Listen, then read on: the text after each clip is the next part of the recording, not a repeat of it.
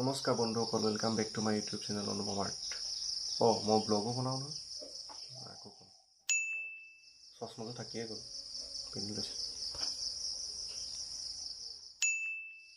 নমস্কাৰ YouTube channel মাই মই মুখখন ধুই আহিছোঁ ৰ'ব।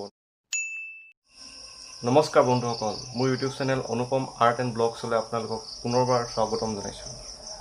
আজি 2020 বৰ্ষৰ 8 জুলাই। কালিৰ ভিডিঅ'টো আপোনালোকে চাই ভাল পালে নিশ্চয়। আজি মই আৰ্ট কৰিবলৈ ওলাইছোঁ এজন বিখ্যাত ইউটিউবাৰ, অসমৰ এজন বিখ্যাত ইউটিউবাৰ। নিশ্চয় আপোনালোকে গম পাইছে কাৰ কথা মই ক'বলৈ ওলাইছোঁ। গতিকে ব'লক আৰ্টটো আৰম্ভ কৰোঁ। সুপ্ৰভাত বন্ধুসকল, পুনৰবাৰ স্বাগতম জনাইছোঁ ইউটিউব চেনেললৈ। আপোনালোকে ভাবিছে কিয় আকৌ স্বাগতম জনালোঁ। দৰাচলতে কালি যোনটো ছবি আঁকিবলৈ লৈছিলোঁ সেইটো সম্পূৰ্ণ নহ'লে। কালি অলপ ব্যস্ত হৈ আছিলোঁ দিনটো। কেৱল স্কেটছটোৰ আউটলাইনটোহে সম্পূৰ্ণ হ'ল আৰু এফালে গৈছিলোঁ ওপৰত। ঘূৰি আহোঁতে আমি পেঞ্চিল লৈ আনিলোঁ। এইকেইটা আনিছিলোঁ। এইটো দেখিছে হাই কোৱালিটি ড্ৰয়িং পেঞ্চিলছ। ইয়াত HB 2B 4B 6B and 10B আছে।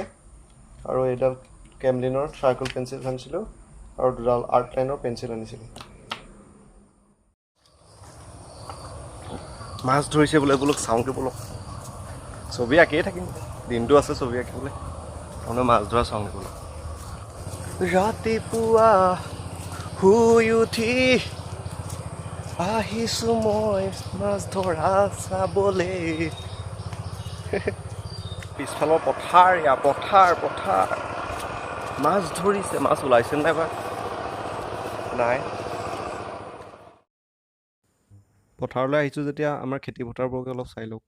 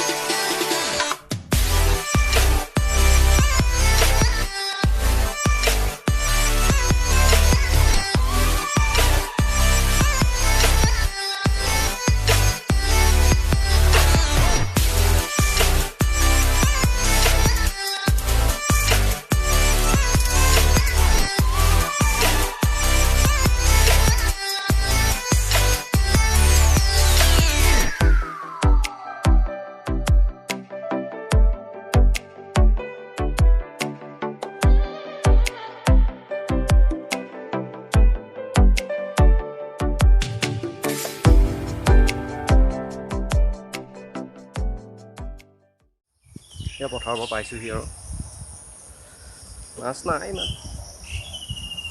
নাই। মই এতিয়া ভৰিকেইটা ধুই লওঁ, তাৰপিছত ছবি আঁকিবলৈ আৰম্ভ কৰিম।